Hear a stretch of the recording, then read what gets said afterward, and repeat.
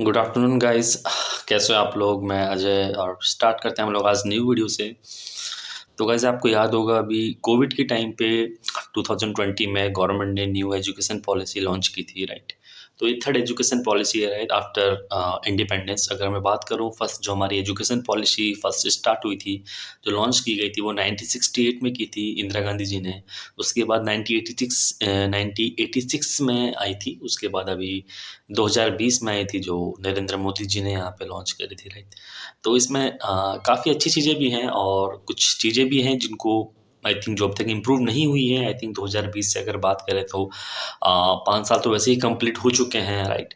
जिसमें कुछ चीज़ें हैं, जैसे गवर्नमेंट ने टारगेट दे रखा है कि 2030 तक हमें जो लिटरेसी रेट है वो अपने 100% उसको पूरा करना है, राइट। तो हम आज का टॉपिक हमारा यही है, एजुकेशन के बारे में हम देखेंगे इस चीज़ को, राइट, कि लिटरेसी रेट क्या होता है इंडिया में। अभी लिटरेसी रेट कितना परसेंट है और कितना होना चाहिए, आइडियल है या नहीं, ये चीज़ें आज टॉपिक में हम कवर करेंगे, राइट।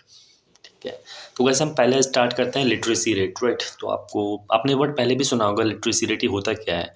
एक्चुअली लिटरेसी रेट किसी भी कंट्री या किसी भी स्पेसिफिक रीजन में कितने लोग एजुकेटेड हैं, कितने लोग किसी भी कोई स्पेसिफिक लैंग्वेज को पढ़ सकते हैं, समझ सकते हैं या जान सकते हैं, तो उस चीज़ को डिफाइन करता है। अगर मैं इंडिया की बात करूँ, वैसे लिटरेसी रेट नापने के अलग अलग तरीके हैं गाइस, राइट। इसके जो इसको हम अगर देखते हैं, राइट, तो काफ़ी डिफरेंट डिफरेंट चीज़ें होती हैं इसके अंदर। अगर हम इंडिया में बात करें तो पहली चीज़ ये है, लिटरेसी रेट, लिटरेट वही इंसान माना जाएगा जिसकी एज मिनिमम 7 ईयर हो, मिनिमम 7 ईयर या उससे ऊपर, राइट। और उसको कम से कम एक लैंग्वेज पढ़ना लिखना समझना अगर वो आता है तो वो इंडिया में लिटरेट माना जाता है, राइट। तो काफ़ी एकदम ईजी सा पॉइंट है, राइट। काफ़ी ईजी सा इन्होंने एक पैमाना बना रखा है नापने का कि लिटरेट होने का तरीका ये होना चाहिए। साथ आपकी मिनिमम एज 7 ईयर होनी चाहिए और आपको कम से कम एक भाषा, आपकी लोकल लैंग्वेज जो भी हो, उसको पढ़ना लिखना समझना आना चाहिए। तो बहुत ही ईजी वे है आई थिंक। तो इसके बाद भी गाइस हमारा जो लिटरेसी रेट है, अगर मैं 2026 की बात करूँ, राइट, 80 to 81% है, राइट, जो एक आइडल लिटरेसी रेट नहीं है बिल्कुल भी। बट कोई बात नहीं, आई थिंक इसमें कुछ इंप्रूवमेंट होने हैं। तो जैसा गाइस आप लोग जान ही गए होंगे लिटरेसी रेट क्या होता है और इसको मापने के तरीके क्या होते हैं, कौन कौन इंडिया में लिटरेट माना जाता है, राइट। और अगर हम बात करें इंडिया में जो सबसे ज़्यादा लिटरेसी रेट है जिन स्टेट में, राइट, अगर हम देखें एक बार, तो मैं अगर बताऊँ, केरल है, राइट। केरल है, मिज़ोरम है, नागालैंड है। तो ये कुछ ऐसे स्टेट है जिन्होंने अपना पूरा लिटरेसी रेट 100% कवर कर चुके हैं, राइट। तो यहाँ पे काफ़ी अच्छा इन्होंने स्कोर रहा, वहाँ की स्टेट गवर्नमेंट ने काफ़ी अच्छा वर्क किया ग्राउंड लेवल पे, प्राइमरी लेवल पे जो स्कूल होते हैं, आई थिंक तभी ये 100% है। अगर मैं इसके अपोजिट बात करूँ, इंडिया में ही जो कुछ स्टेट हैं जो लिटरेसी रेट उनका काफ़ी मतलब नेगेटिव है, लेस है, जैसे बिहार हो गया, आंध्र प्रदेश हो गए। तो ये कुछ ऐसे स्टेट वहाँ पे लिटरेसी रेट काफ़ी कम है। तो गाइस हम कंपेयर भी करेंगे कि आई थिंक रीज़न क्या है, राइट। केरल का इतना हाई और बिहार का इतना लो क्यों है, किस रीज़न से, आखिर केरल गवर्नमेंट वहाँ पे क्या वर्क कर रही है, राइट। तो कुछ मैंने यहाँ पे चीज़ देखी मैंने, राइट, ग्राउंड लेवल पे कुछ चीज़ें देखी और कुछ चीज़ें मैंने रिसर्च करी इसमें, तो मुझे यही मिला, कुछ बेसिक चीज़ें हैं, राइट, कि केरल में अगर इतना अच्छा लिटरेसी रेट किस रीजन से है।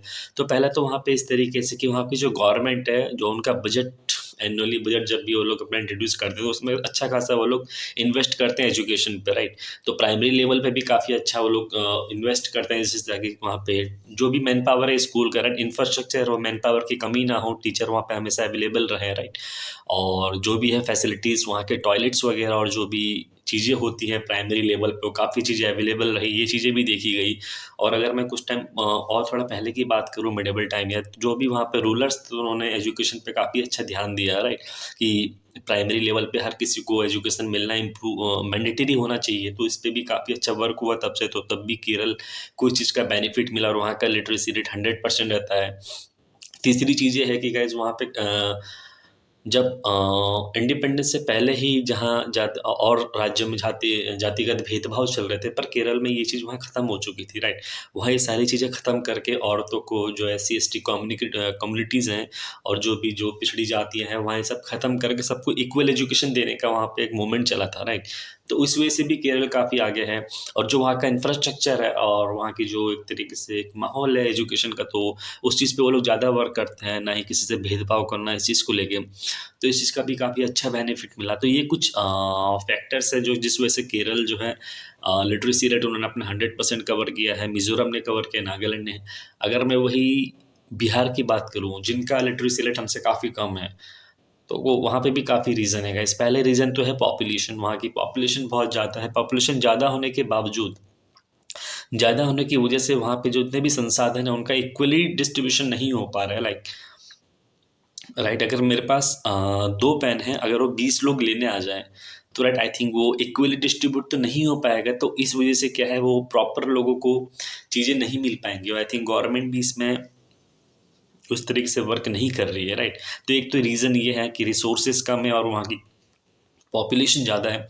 दूसरा, अगर मैं बात करूँ कि वहाँ का इंफ्रास्ट्रक्चर सही नहीं है आई थिंक उस वजह से, क्योंकि जहाँ बच्चे पढ़ने जा रहे हैं, राइट, केरल में ये पाया गया कि वहाँ अगर बच्चे कोई भी पढ़ने जाते हैं तो 1 किलोमीटर के अंदर स्कूल वगैरह उनको फैसिलिटी मिल जाती है, तो उनको ज़्यादा दूर जाने की ज़रूरत नहीं पड़ती है।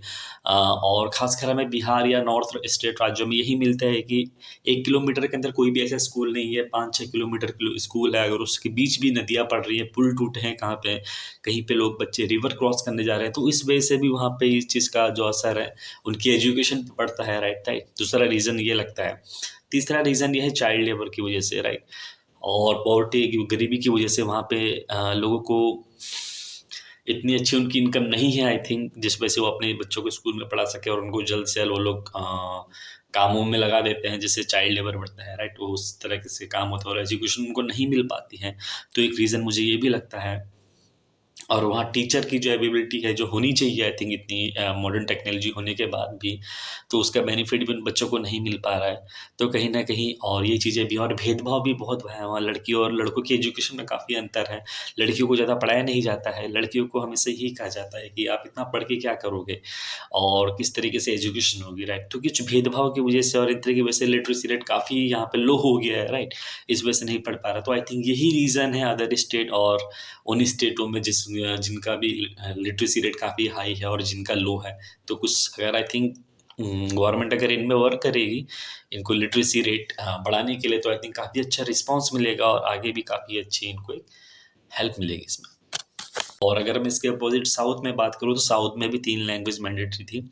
आपकी इंग्लिश हो गया, वहाँ की लोकल लैंग्वेज, अगर तमिलनाडु में तो तमिल, और तीसरी हिंदी होगी, राइट, ताकि इससे जो भी है लैंग्वेज एक्सचेंज हो सके और लोगों के बीच में कम्युनिकेशन ईज़ी हो सके। तो आई थिंक ये चीज़ें थी जो फर्स्ट एजुकेशन पॉलिसी में थी, और इसमें ये भी था कि भेदभाव को, हम सबको इक्वली एजुकेशन मिले, राइट, इक्वली एजुकेशन मिले, और किसी भी ऐसा ना हो कि किसी बच्चों को पुरुषों को ज़्यादा दी जा रही है और महिला को कम दी जा रही है, कोई भेदभाव। तो इस तरीके से ये चीज़ें भी इसमें डिवाइड की गई। तो ये फर्स्ट एजुकेशन पॉलिसी थी जो उस टाइम के लिए काफ़ी अच्छी थी, और आई थिंक ये बाद में उतना अच्छा इम्प्लीमेंट ना हो सका। साउथ के स्टेट ने बिल्कुल ही मना कर दिया, जैसे तमिलनाडु स्टेट था, तमिलनाडु ने बिल्कुल मना कर दिया कि हिंदी को इम्प्लीमेंट नहीं करेंगे। तो इसी रीज़न से आगे प्रोसीड नहीं हो पाई। और अगर मैं दूसरी एजुकेशन पॉलिसी की बात करूँ, ये 1986 में इंट्रोड्यूस की गई थी राजीव गांधी जी द्वारा।